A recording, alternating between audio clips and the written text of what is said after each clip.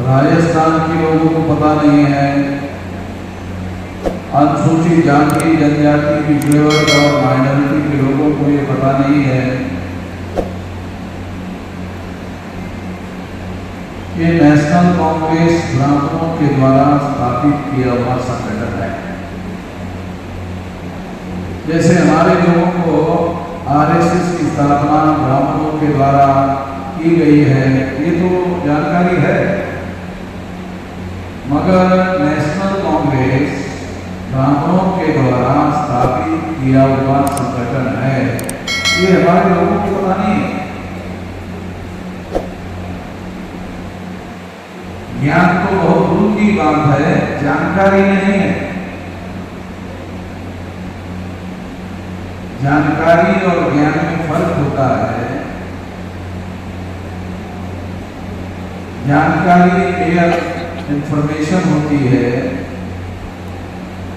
और ज्ञान जो है इंफॉर्मेशन, जो आपको जानकारी है उसका उपयोग और प्रयोग अपने हक और अधिकार के लिए करने का हुनर ज्ञान माना जाता है। तो हमारे लोगों के पास तो जानकारी नहीं है, ज्ञान कहां से आएगा? और इस वजह से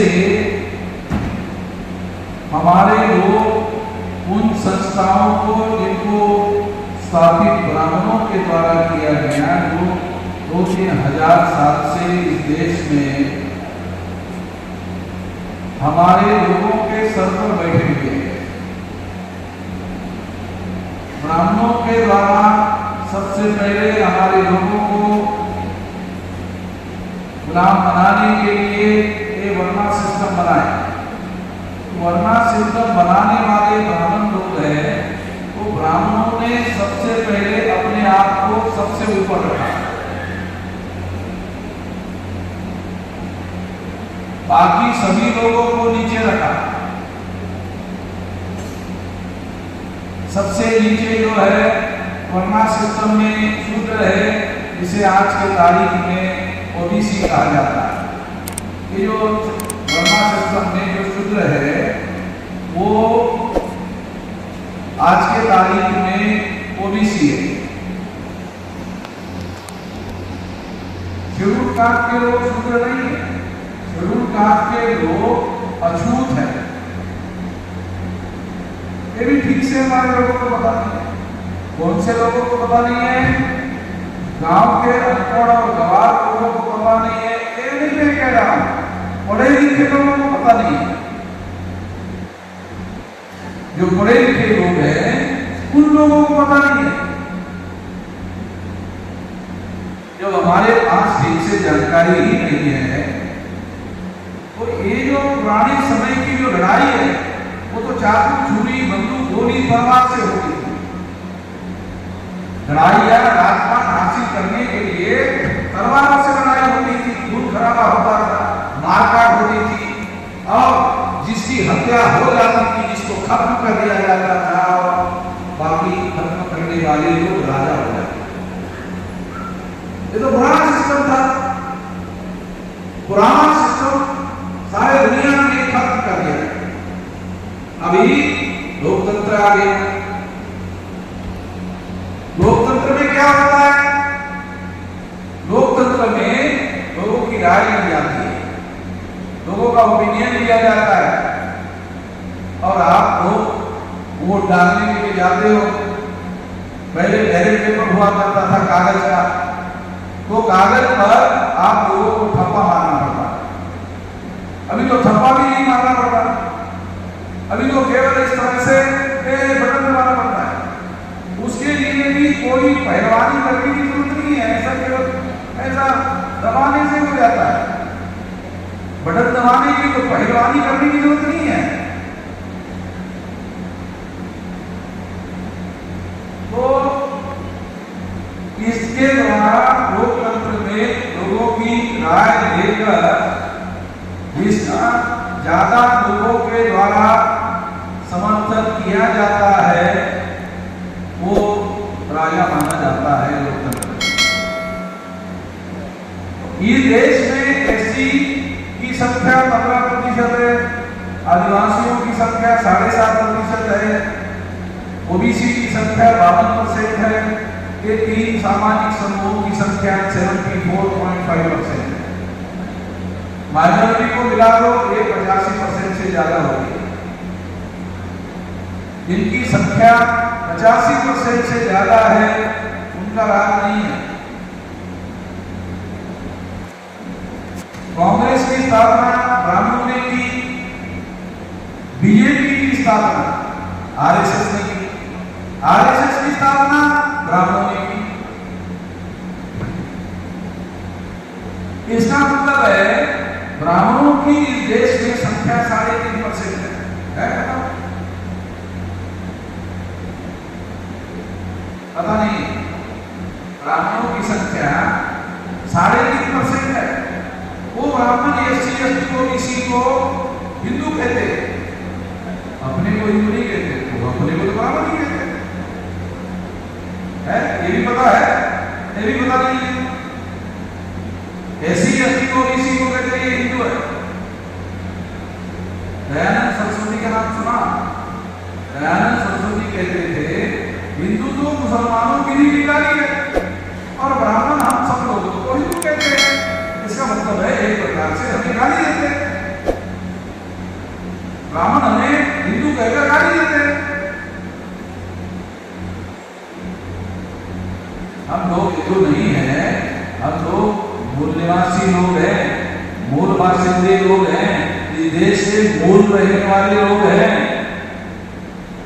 ब्राह्मण डीएनए के अनुसार वैज्ञानिक रूप से एक प्रमाणित हो गया कि ये देश से आए लोग हैं। अगर डीएनए के अनुसार ब्राह्मण विदेश से आए लोग हैं तो हम लोगों को इनको किसी भी मापदंड में समर्थन नहीं देना चाहिए। हमें इनको किसी भी मापदंड में समर्थन नहीं देना चाहिए। मगर हम एक तो कांग्रेस को वोट दे रहे हैं। पिछले 26 जनवरी 1950 के बाद जो भी चुनाव हुए भारत में, लगातार हम लोग कांग्रेस को वोट देते आ रहे हैं। कांग्रेस से जी भर गया तो बीजेपी ने देना शुरू कर दिया। बीजेपी भी ब्राह्मणों की पार्टी। एक ब्राह्मण आपको बोझ लगने लगा, दूसरे ब्राह्मण को वोट देना आपने शुरू कर दिया। गधेपन की भी कोई हद होनी चाहिए ना, गधेपन की कोई हद होनी चाहिए। एक गधे को सर से उतारा, दूसरा गधा बना दिया।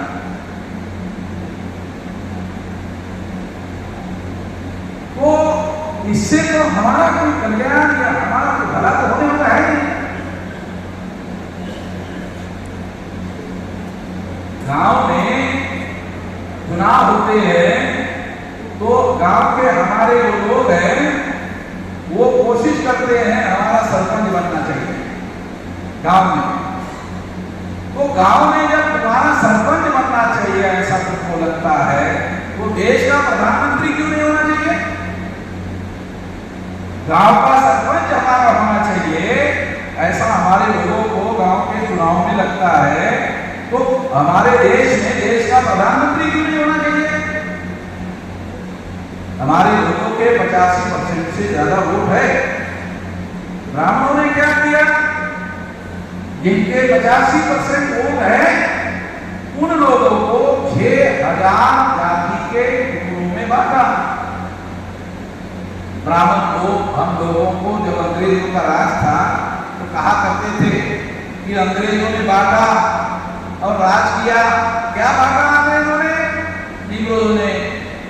ब्राह्मण लोग कहते थे हिंदू और मुसलमान 2 हिस्सों में बांटा।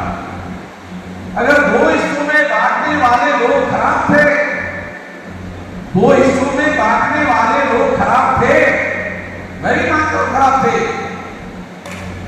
तो ब्राह्मणों ने 6000 टुकड़ों में बांटा। कितने खराब है? 2 हिस्सों में बांटने वाले लोग खराब थे, ऐसा ब्राह्मण हमको बताते थे।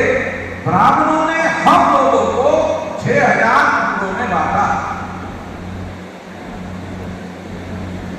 तो ब्राह्मण कितने खराब? अब लोग ब्राह्मणों को पंडित जी बोलते हैं। पंडित जी, हमारे महाराष्ट्र में विद्वान को पंडित बोलते हैं। हमारे यहाँ ब्राह्मण के घर में अगर कोई आदमी पैदा हुआ और उसने पढ़ाई लिखाई नहीं किया और गधा रहा तो गधे को भी पंडित जी बोलते हैं।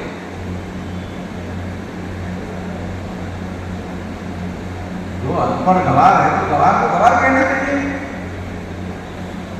मगर नॉर्थ इंडिया में मैंने देखा पंडित जी पंडित जी पंडित जी पंडित है।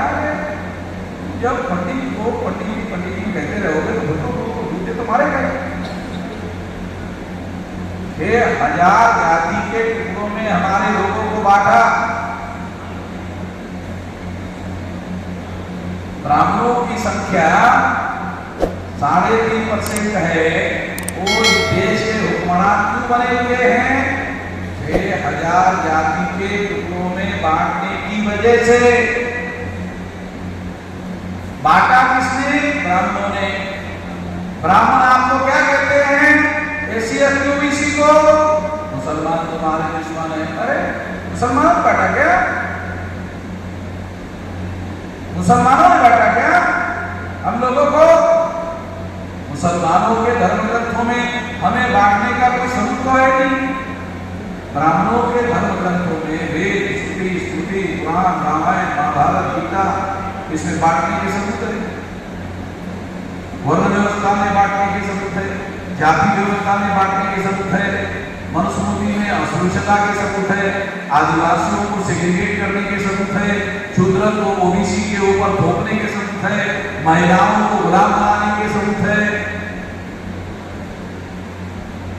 ये तो सारे के सारे ब्राह्मणों के धर्म ग्रंथों में, जिसे वो धर्म ग्रंथ कहते हैं, उसे हम लोगों को इंसान मानने के लिए तैयार नहीं है।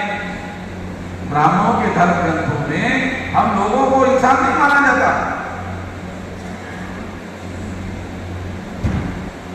मैं ये बातें ब्राह्मणों के रेफरेंस में आपको क्यों कह रहा हूं? क्या ब्राह्मणों के साथ मेरी कोई निजी दुश्मनी है? ब्राह्मणों का खेत और मेरा खेत को खेत लगा हुआ है। मेरे ढोर डंगर ब्राह्मणों की खेती में जाके चरने को जाते हैं और उसके फसल का नुकसान करते हैं, और ब्राह्मणों के ढोर डंगर मेरे खेती में आकर मेरे फसल का नुकसान करते हैं। इस वजह से ब्राह्मणों की और मेरी दुश्मनी है, कोई जाति दुश्मनी है। इस वजह से मैं ऐसा बोलते रहता हूं। मेरी कोई जाति दुश्मनी नहीं। मेरा कोई खेत किसी ब्राह्मण के खेत को लगा हुआ नहीं है। तो ये जाति दुश्मनी का मामला नहीं है। ब्राह्मणों ने हमारे लोगों को 6000 जाति के टुकड़ों में बांटा। उसका समर्थन हजारों सालों से कर रहे हैं। आज ही कर रहे हैं, आज ही कर रहे हैं।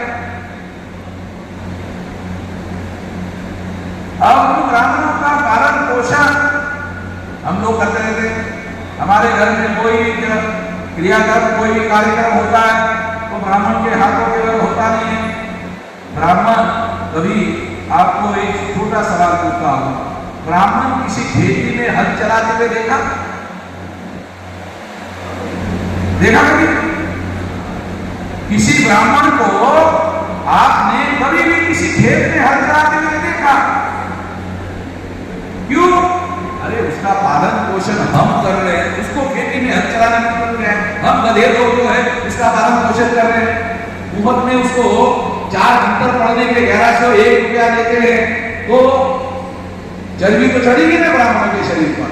आप देखो कोई ब्राह्मण जो है ऐसा दूसरा ब्राह्मण देखा तो चर्बी चढ़ा हुआ, ऐसा पेट निकला हुआ, ऐसा होता है।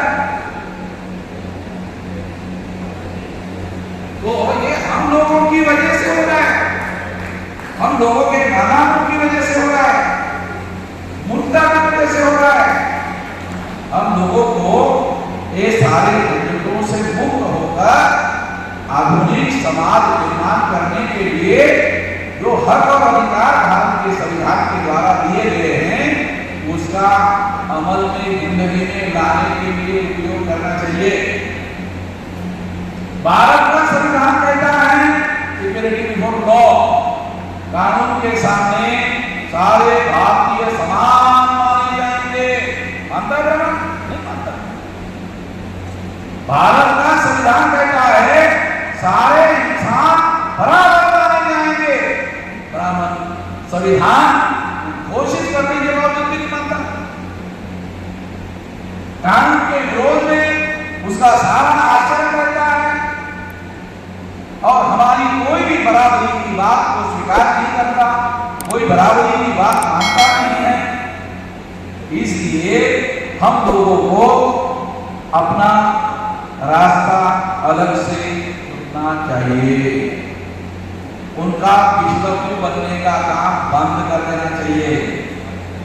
सबसे पहले आपको संकल्प लेना चाहिए, सबसे पहले आपको शपथ लेना चाहिए, आपको प्रण लेना चाहिए कि आज से मैं कांग्रेस को वोट नहीं दूंगा, बीजेपी को वोट नहीं दूंगा। ऐसा संकल्प लेना चाहिए। हमारे लोगों ने लड़ाई लड़ी 1848 से लेकर 1956 का 100 साल से ज्यादा लड़ाई लड़के वोट का अधिकार हासिल किया गया, मुफ्त में नहीं मिला। 100 साल का संघर्ष करने के बाद ये वोट का अधिकार मिला।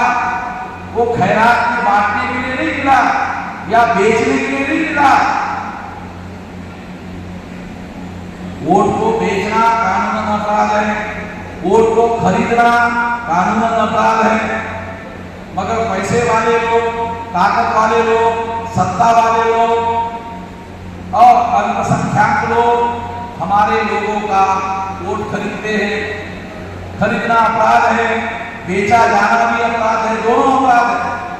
मगर वो खरीदते हैं और हम बेचते हैं, दोनों काम है। तो हमारे महापुरुषों ने 100 साल से ज्यादा संघर्ष करके आपको वोट का अधिकार दिया और वोट का अधिकार देने की वजह से ब्राह्मण आपके बस्ती में आकर नमस्कार करता है। नमस्कार भाइयों, जरा मैं चुनाव में खड़ा हूं, मुझे वोट देना। कम से कम चुनाव में हाथ जोड़कर खड़ा होता है। 5 साल में 4 साल 11 महीने वो हमको खड़ा करवाता है और 1 महीना हमारे सामने खड़ा होता है।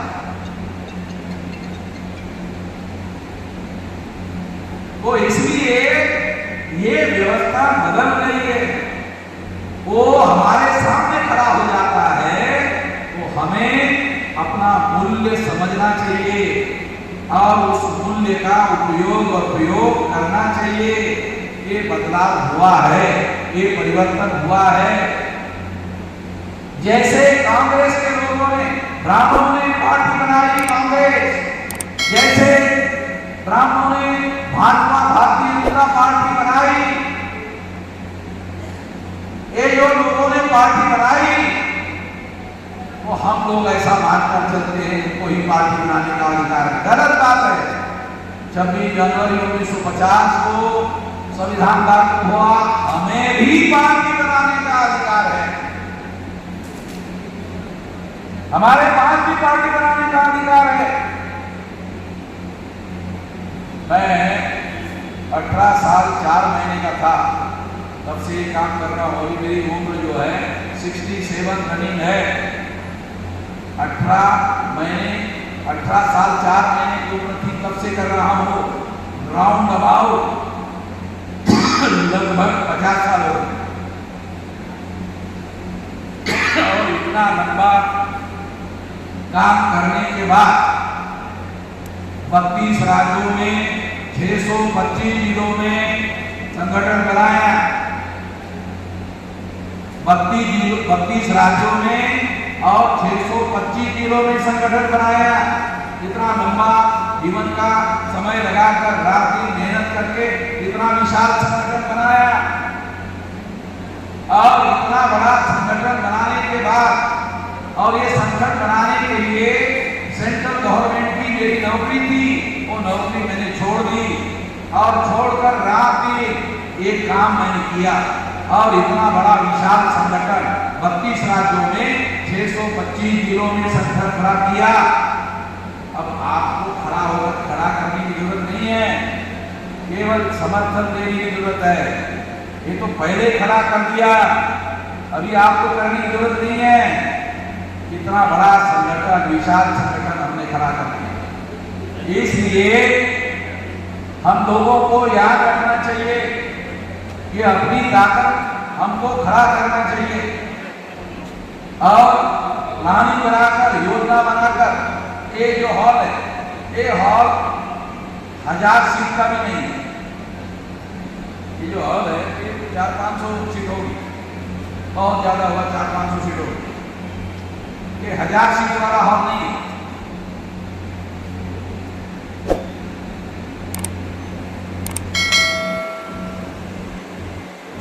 तो ये पूरे राजस्थान से अगर हम 400-500 लोगों को सारे राजस्थान से मोबिलाइज करने के काम में सफल नहीं होते हैं तो फिर हम लोग जीवन में सफल नहीं हो सकते,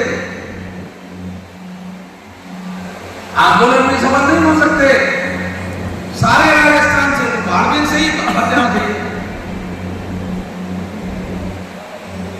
बाड़मेर जो जिला है उसमें कम से कम 500-600 तो गाँव होंगे, कम नहीं होंगे, क्योंकि हमारे यहाँ तो 1500-1600 गाँव होते हैं जिले में, और राजस्थान का थोड़ा रेगिस्तान का इलाका है तो कम गाँव होते होंगे।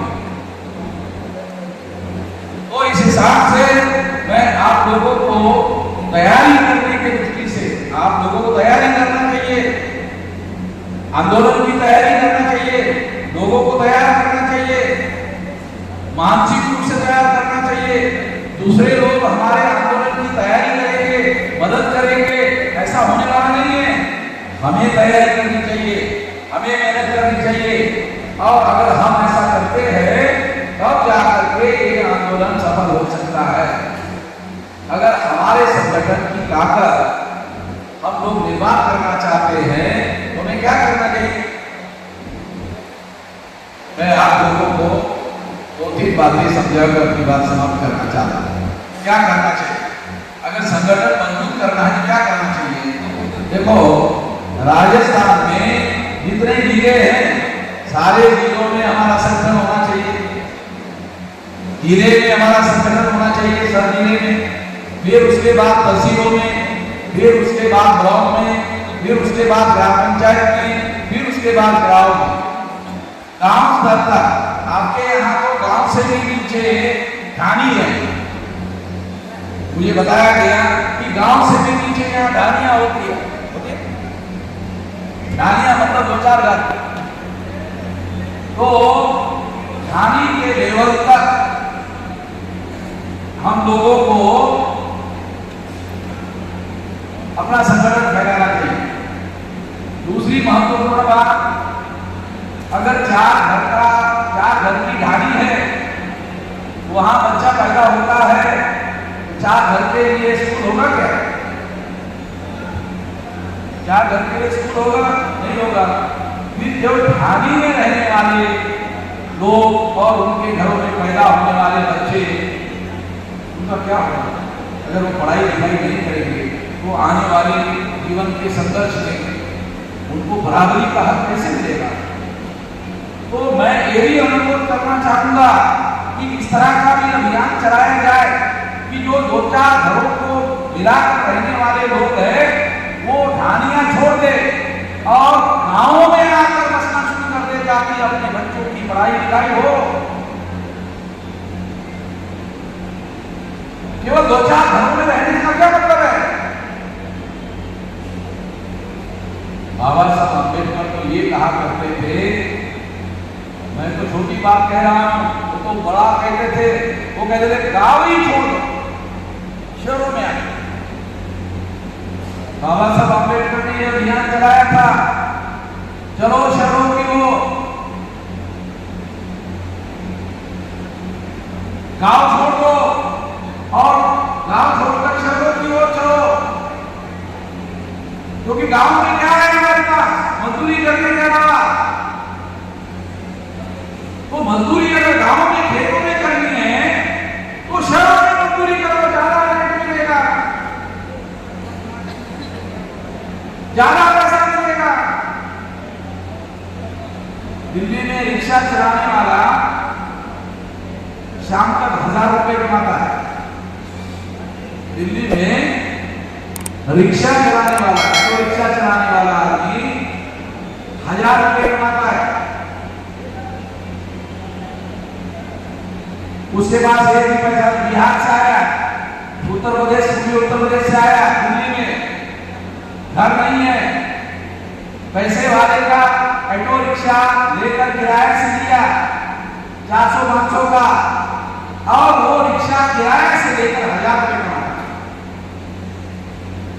तो बाबा साहब अम्बेडकर का कहना चलो शहरों की वो सही लगती है, मैं तो ये भी नहीं कह रहा, मैं तो कह रहा हूं चार घर का जो कहानी है छोड़ दो, और कम से कम बड़े गांव में आओ जहां स्कूल है, उसी गांव में स्कूल है, वहां रहो, वहां कौन सा तुम्हारा राजमहल है, चार घर में रहते हो, वहां कौन सा तुम्हारा राजमहल है जो तुमको छोड़कर जाना है।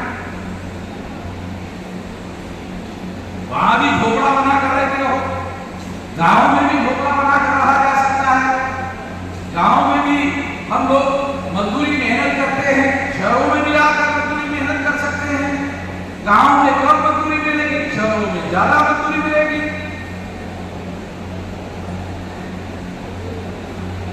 तो हम लोगों को आगे तरक्की करने के बारे में, विकास करने के बारे में, अपने आने वाली नस्लों को सुधार करने के बारे में, विकास करने के बारे में, तरक्की करने के बारे में सोचकर हमको काम करना चाहिए। अगर हम ऐसा नहीं करते हैं तो इसका मतलब है हम लोग जहां हैं वही रहना चाहते हैं और तरक्की नहीं करना चाहते। करना होगा, जिसका तरक्की का सोच है वो तरक्की करता है।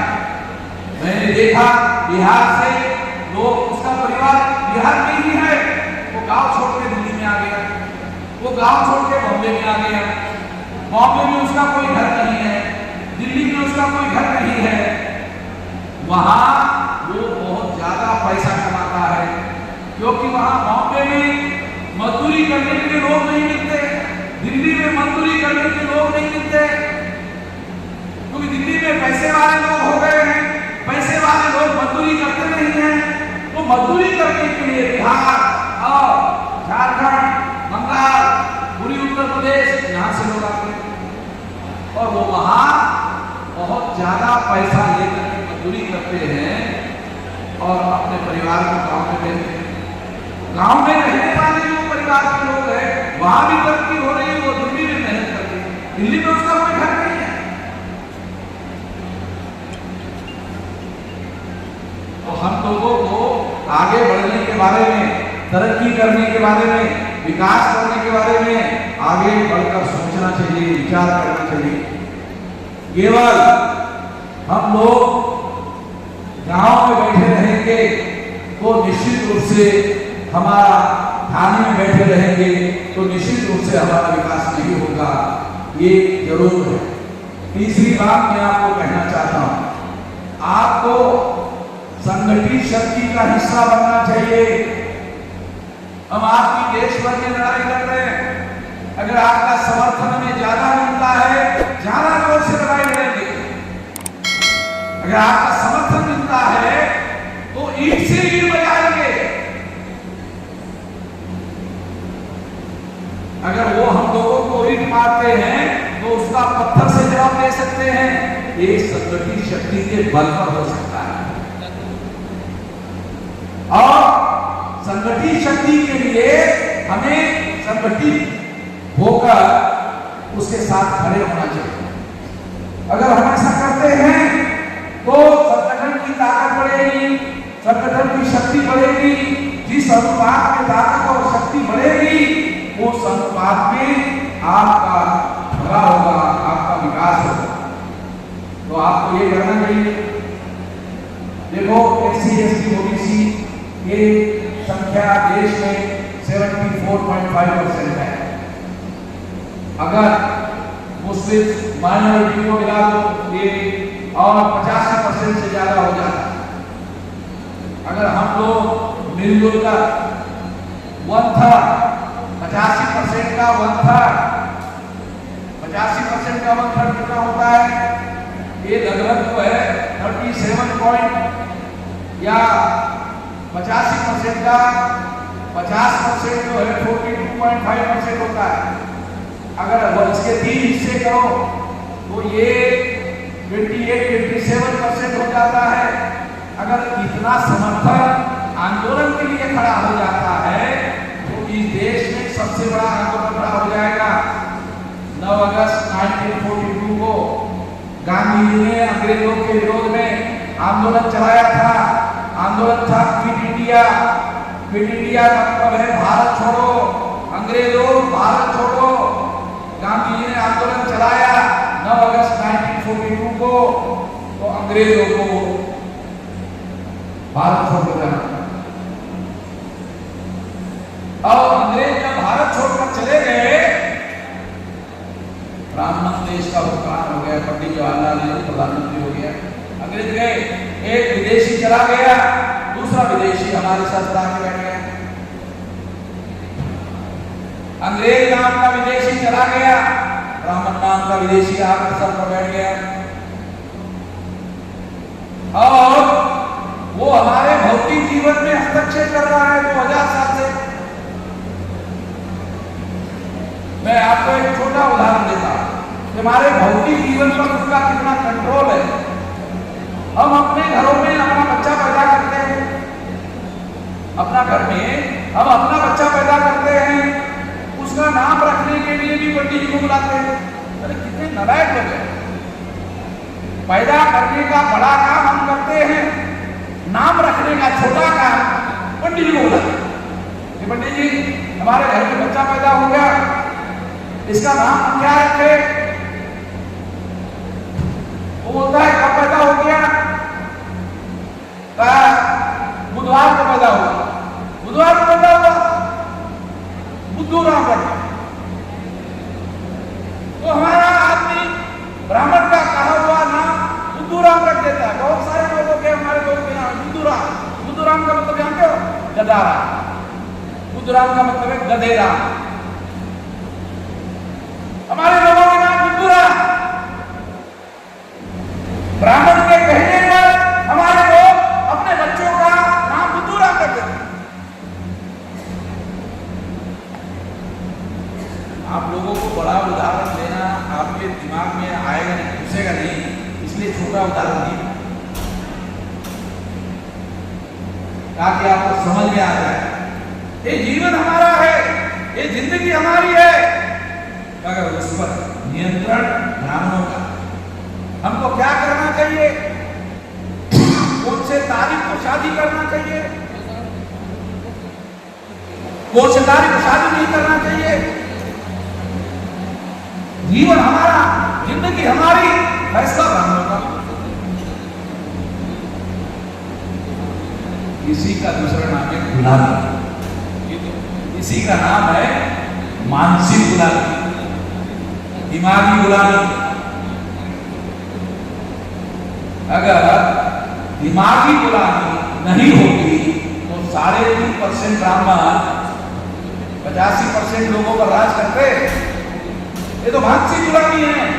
इसके बदौलत हम लोग उन लोगों के गुलाम बने हुए हैं। और इस देश में ब्राह्मण जो है 3.5% वाला देश का हुक्मरान बना हुआ है। गांव में एक घर का, 2 घर का जो ब्राह्मण है उसको हम ग्राम पंचायत को कब्जा नहीं करने देते, मगर देश पर ब्राह्मण लोगों ने कब्जा किया हुआ है। आजादी मिलने के बाद भी कब्जा किया हुआ है।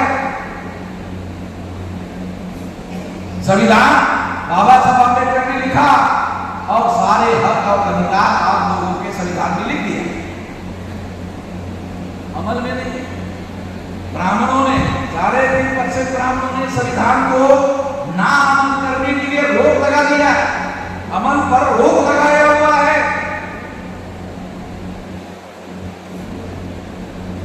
इसलिए साथियों, हम लोगों को संगठित शक्ति का निर्माण करना चाहिए। मैंने इस तरह से 625 जिलों में मानसिक संगठन खड़ा किया, पढ़े लिखे लोगों का 32 राज्यों में 625 जिलों में संगठन खड़ा किया। सारे देश भर में करोड़ों रुपया लोग हमको देते हैं, और ये करोड़ रुपया ये जो आंदोलन देश भर में चल रहा है उसके लिए देते हैं, उसके लिए हम लोग खर्चा कर रहे हैं। तो अब हम लोगों ने निर्णय किया, आखिरी बात कह के समाप्त करना चाहता हूं। अभी पढ़े लिखे लोगों को जगाने का, संगठित करने का काम हमने बंद कर दिया। अभी बहुत सारे लोग हो गए पढ़े लिखे लोगों को जगाने के लिए। अभी हम लोग गांव के तरफ जा रहे हैं। ये गांव के लोगों को जगाना होगा। गांव में हमारे लोगों की संख्या सबसे ज्यादा है, तो गांव में रहने वाले लोगों की संख्या अगर हम लोग तैयार कर लेते हैं, संगठित कर लेते हैं, तो बहुत बड़े पैमाने पर हमारा जन समर्थन बढ़ेगा। करोड़ों की संख्या में हमारे लोग गांव में निवास करते हैं, करोड़ों में। तो हम लोगों को संगठित रूप से ये काम करना होगा, और इसलिए आप लोग, आप में से बहुत सारे लोग गांव से आए होंगे, तो अब हम लोगों ने सारे देश भर में गांव में जाना शुरू कर दिया है। गांव में जाकर लोगों को जगाना शुरू कर दिया है, तैयारी करना शुरू कर दिया है। इसलिए आप लोगों को हमारा साथ, सहयोग और समर्थन करना चाहिए। इतना ही कहकर मैं अपनी बात यहाँ समाप्त कर देता हूँ, और हमारे साथियों को अनुरोध करता हूँ कि आप लोगों के भोजन का प्रबंध करें। आप लोगों को भूख लग रही होगी, अभी तक आपके दिमाग को खराब किया जा रहा था, अभी पेट को खराब की व्यवस्था हो। अभी तक मैं जो बोल रहा था वो दिमाग की खराब